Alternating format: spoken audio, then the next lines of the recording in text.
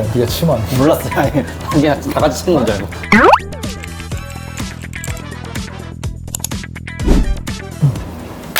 자, 그래서 지금 오랜만에 지금 하는 거잖아. 네. 네, 자, 민석이 나가고 처음 아니냐? 그런 것 같아요. 그때 찍고 처음입니다. 네. 그치. 주기적으로 좀 찍어야 될 것 같아. 네. 그래서 최근에 상현이가 글을 하나 올렸단 말이야.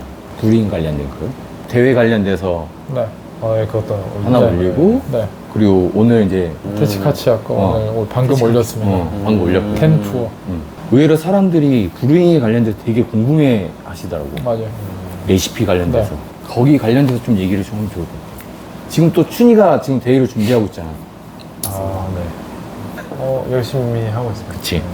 테치카치 거랑 저번에 탑6 거 레시피를 보면 테치카치아도 거기서 유튜브에 설명했는데 다들 엄청 심플한 레시피로 간다.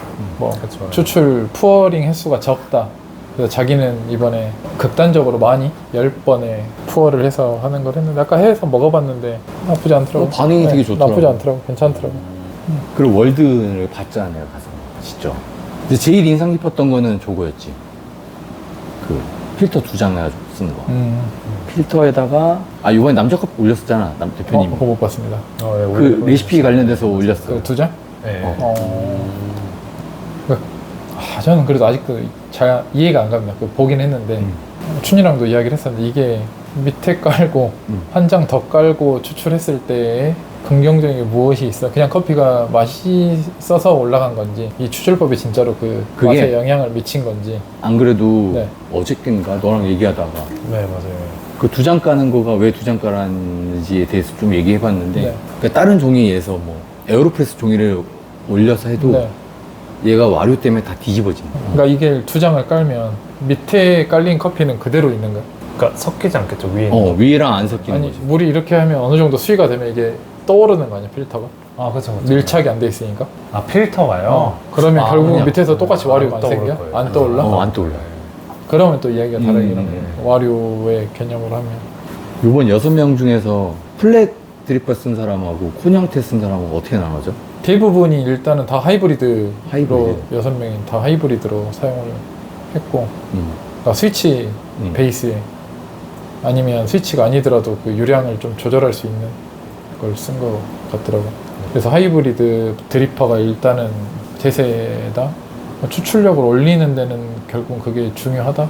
그러니까 테츠카치아도 10번을 내린 게 그런 거 같아요. 10번을 15초 단위로 계속 끊어서 30g씩 부어서 300을 만드는데 처음에 30초 뜸을 들이고 시간이 길어지니까 결국은 이 원두가 굵은 상태여도 충분히 이게 물에 불었다고 그럴까요? 물에 좀 불려져서 충분히 그거를 계속 30g씩 조금씩 소량으로 물을 부어도 그게 계속 나올 수 있는 상태로 만들어내는 거니까 그거랑 제 생각에는 그러니까 개념이 하이브리드도 결국 물속에 커피를 담궈서 불려서 추출을 좀 할 수 있는 그러니까 그런 상태를 만들면서 추출을 하는 게 그래서 소량의 커피를 쓰면서도 맛을 충분히 뽑아내는 방법이지 않나 라고 생각이 되더라고요.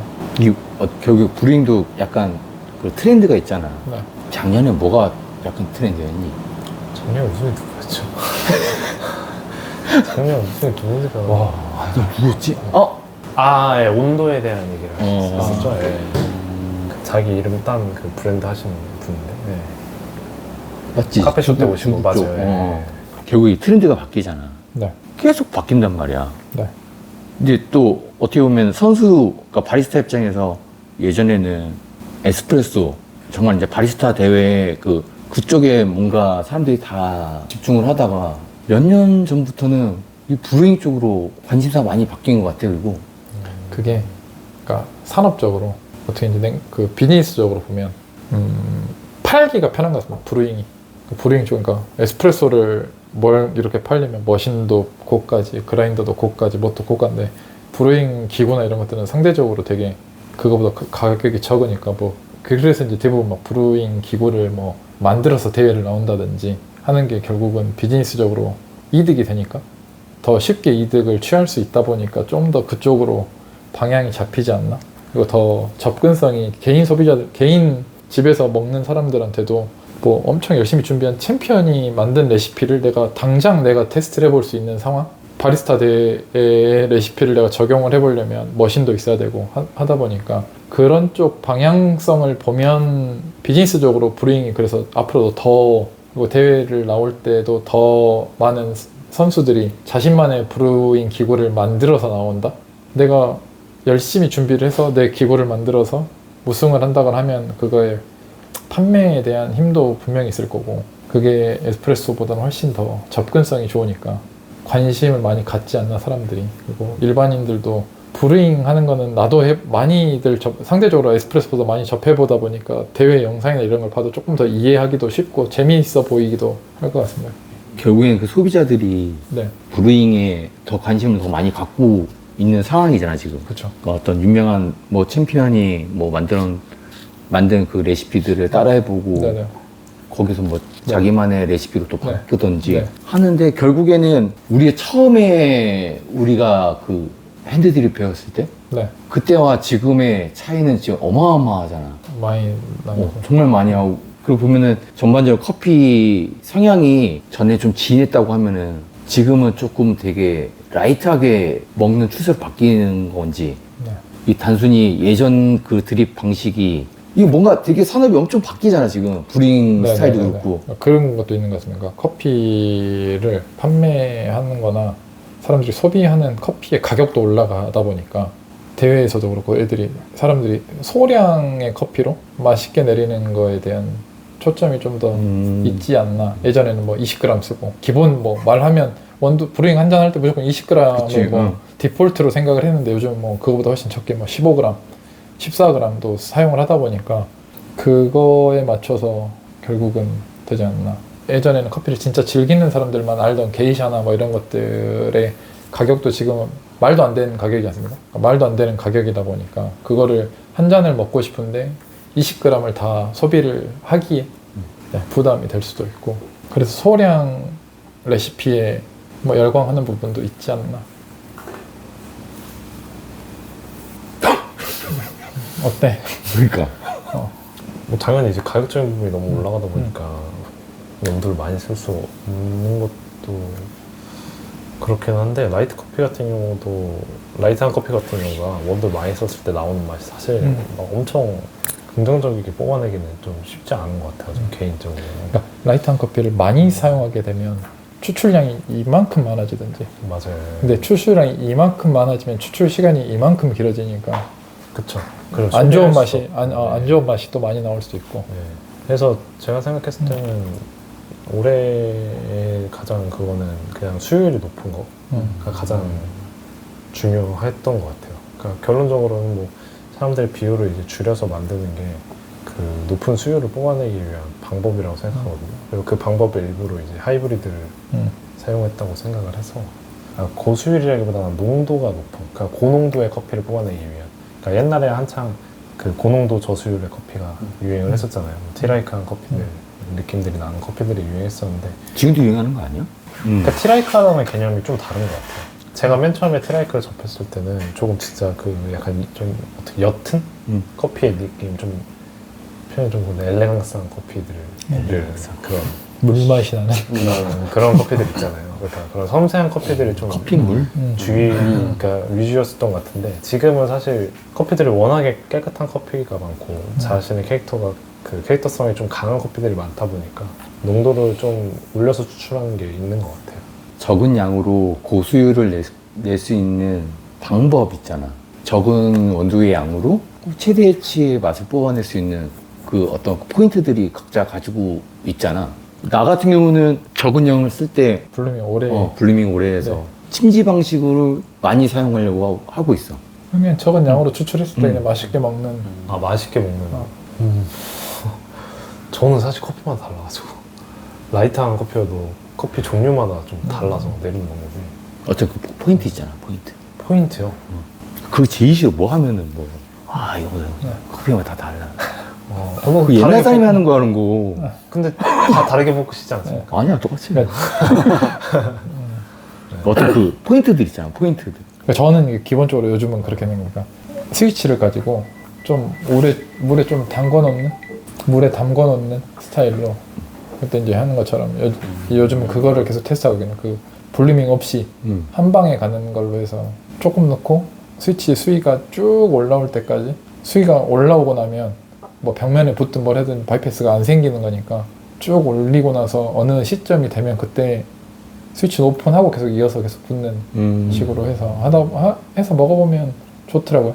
그래서 좀 그렇게 추출해서 먹는데, 그러니까 결국은 이렇게 붙나 저렇게 붙나 답은 없고 10번을 때려 붙든 20번을 때려 붙든 한 방에 가든 그 어느 적정 시간이 중요해요. 적정 시간? 커피가 라이트한 걸수록 결국은 조직이 밀도가 높다 보니까, 이게 맞는 표현인지 모르겠는데 물에 불려져서 이게 좀 말랑말랑해지는 상태가 좀 돼야 쉽게 우러나올 거라 그 시간이 어느 정도 필요하냐에 맞는 추출이 되는 거니까, 커피마다 하면 다크한 거는 그게 좀 더 빨리 올 거고 라이트한 걸수록 오래될 거고, 그러니까 그 시간이, 추출 시간이 결국은 그렇게 좀 필요하지 않나. 저라면 어떻게 할까 생각하니까 그냥 분쇄도를 조금 너무 가늘긴 하진 않겠지만 좀 평상시보다 좀 가늘게 한 다음에 물줄기랑 좀 천천히 넣을 것 같아요. 천천히 넣어서 추출량을 일정한 부분 많게끔, 결국은 접촉 시간을 늘린다는 것과 똑같은 개념인 것 같긴 한데 그렇게 하지 않을까라는 방금 생각이 들었어요. 근데 방법론에 대해서 얘기하니까 진짜 어려운 것 같아요. 그래. 네, 그러니까 저도 사실 근데 제일 중요한 건 시간인 것 같은데 그 시간을 어떻게 만드는 거는 사람마다 다 다르다 보니까 그게 어렵네요. 맞아, 그 시간이 그것도 다른 거니까. 같이 아까 오늘 그 포스팅하면서 보려고 영상 보는데 15초 정도 텀을 두고 계속 붓는데 그 15초 정도가 30ml를 붓고 커피가 엄청 굵게 갈린 상태에서 30ml 붓고 15초면 물이 다 빠지더라고.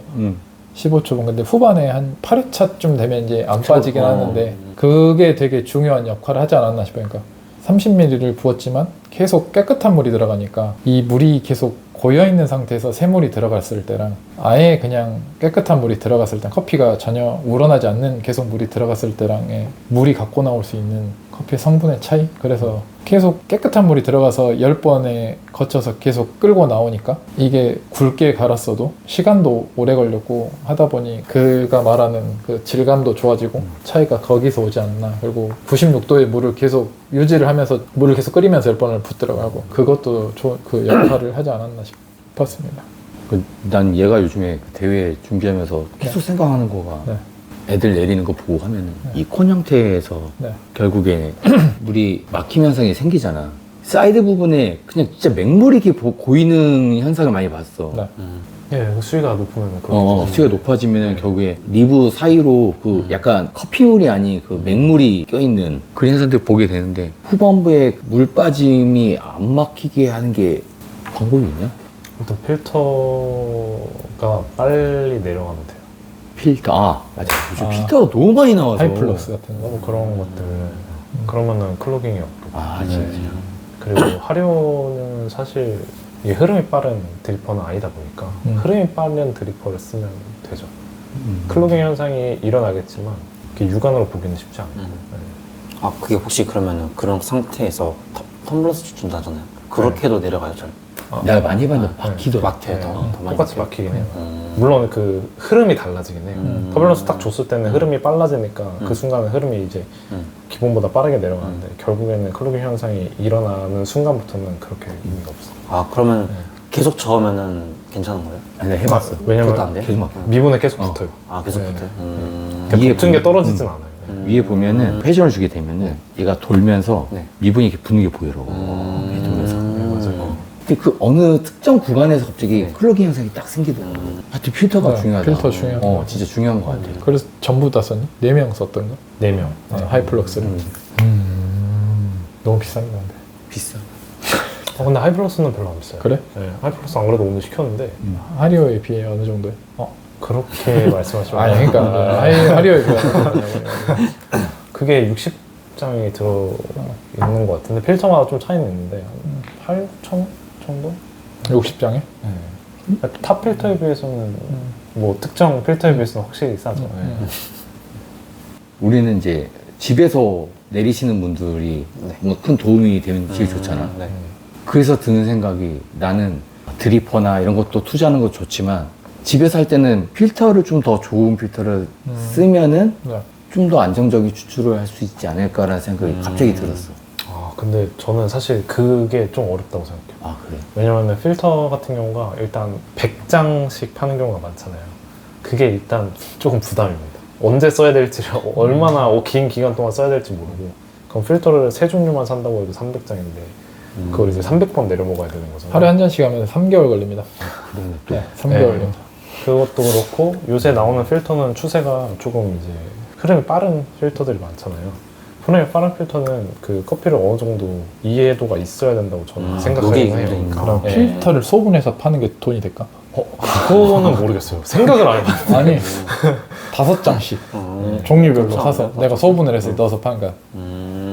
특징들 딱 적어서 재포장을 하는 거야. 이거 영상 올라가면 그 만드는 거예요. 그래서 뭐 그럴 수 있겠지 뭐. 모를 수 있겠지. 네. 아까도 계속 이야기했지만 결국은 이게 추출 시간과 물 온도와 굵기만 맞으면 어떻게 내리든 그 맛이 그만이니까 드리퍼를 뭘 쓰든. 그래서 결국은 이게 맨날 고민을 하다 보면 결국 가장 베스트한 거는 통에다가 커피 넣고 커피처럼 물 넣고 계속 젓다가 내가 원하는 시점이 되면 그냥 필터에 한번 걸르는 게 가장 일정하게 나오지 않나. 그냥 난 프렌치 프레스로 프렌치 하고 프레스가 그냥 걸러서 먹는 게 결국은 프렌치 프레스가 커피 같은 거잖아요. 그러니까 설거지 할 게 이제 2개가 생기냐 한 개냐의 차이인데 결국은 그게 제일 낫지 않나? 일정하게 먹을 게. 그게 제일 낫긴 하죠. 근데 또 네. 일반 홈카페를 하시는 분들은 액션이 중요합니다. 그치 뭔가 다양하게 뭔가 해보고 맞아. 액션도 중요하고 실험을 해보고 싶어하는 게 그치. 그럴 테니까. 그 시바리스타 같은 거는 진짜 원체 비싸니까 그거는 진짜 너무 비싸니까 이거를 한 팩을 사기가 이제 부담스러워요. 진짜 부담스러워요. 시바리스타. 시바리스타 같은 거는 그래서 장당 얼마예요? 장당 한 500원에서 비싼 건 더 비싸긴 해요. 500원보다 더 비싸긴 해요. 뭔 필터 한 장에 1,000 얼마짜리 있다 그랬었는데 있을 거예요. 저도 네, 한 장에 자세히 1,000원 가까이 하는 게 있다 그랬거든요. 3장이면 3,000원, 10장이면 그렇죠. 아 나는 그 맛 차이가 크고 한다면 난 상해볼 것 같아. 그러니까 이거를 집에서. 뭉탱이로 아, 뭉탱이로 사기가. 뭉탱이. 그러니까 그쵸. 내가 이거를 3만 원을 주고 한 팩을 샀는데 한 2장 썼는데 안 맞아. 당근해야지. 그러면 이제 머리 아픈 거죠. 머리가 짜증이 날 수 네. 있으니까. 근데 사실 500원에 50장만 해도 25,000원입니다. 네. 와, 그거 쉽지 않죠. 카페 가서 한 잔 사 먹는 게 낫지 뭐. 그게 낫죠. 그분들 다 테스트해가지고 맞는 필터를 이제 사용해서 하시는 거니까. 그게 낫지.